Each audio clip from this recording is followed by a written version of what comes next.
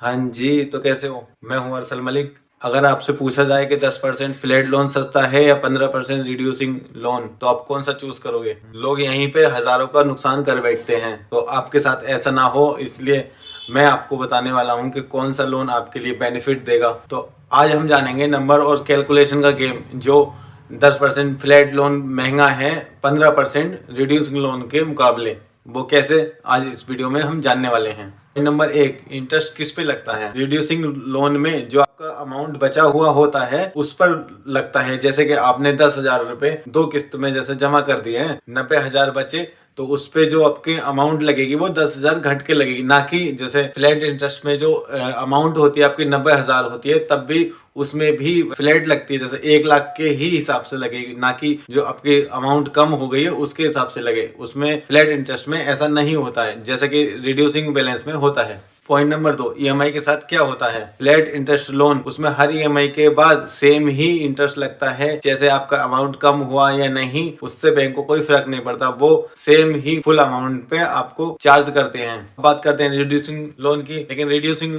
Loan में ऐसा नहीं होता, क्योंकि हर ईएमआई के बाद जो आपकी अमाउंट बची है, कैलकुलेशन हमेशा फ्रेश बैलेंस पर जोड़ी जाती है। पॉइंट नंबर 3, टोटल पेमेंट का गेम। अब हम समझते हैं कि 10% फ्लैट इंटरेस्ट महंगा क्यों पड़ रहा है हमें, और 15% जो रिड्यूसिंग बैलेंस हमने लोन लिया है वो क्यों हमें सस्ता पड़ रहा है। तो अब इस नंबर में ये चीज बहुत ज्यादा समझने वाली है, आपको ध्यान से समझनी है और जरूर ये ध्यान में रखना है जब भी आप कोई भी लोन के लिए अप्लाई करें। तो रिड्यूसिंग लोन की जैसे 15% सुनने में ज्यादा लगता है, पर हम जब पेमेंट करते हैं तो उसकी 15% की पेमेंट उससे बहुत कम होती है। आगे मैं बताने वाला हूँ कि उसकी कैलकुलेशन में कैसे फर्क आता है दोनों के। पॉइंट नंबर 4, रीपेमेंट का फायदा। जैसे कि हम फ्लैट इंटरेस्ट जो भी कोई लोन लेते हैं, जैसे 50,000 का, 1 लाख का, तो जब हम उसको प्री क्लोज करते हैं, जैसे अमाउंट होता है, हमें उस पे पूरे पे इंटरेस्ट देना पड़ता है, चाहे हम पहले क्लोज करें या अंत तक चलाएं।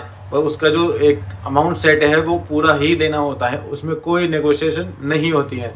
पर रिड्यूस में लिंक्स में ऐसा नहीं होता है। पॉइंट नंबर 5, स्मार्ट चॉइस कौन सी है?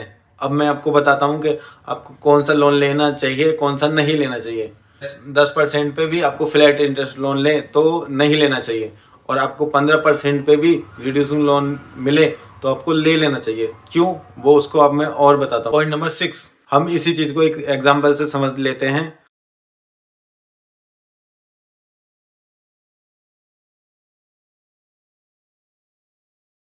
अगर ये वीडियो पसंद आई हो तो इसको लाइक करें, सब्सक्राइब करें, फॉलो जरूर करें। ऐसी और वीडियो देखने के लिए पेज को फॉलो करें।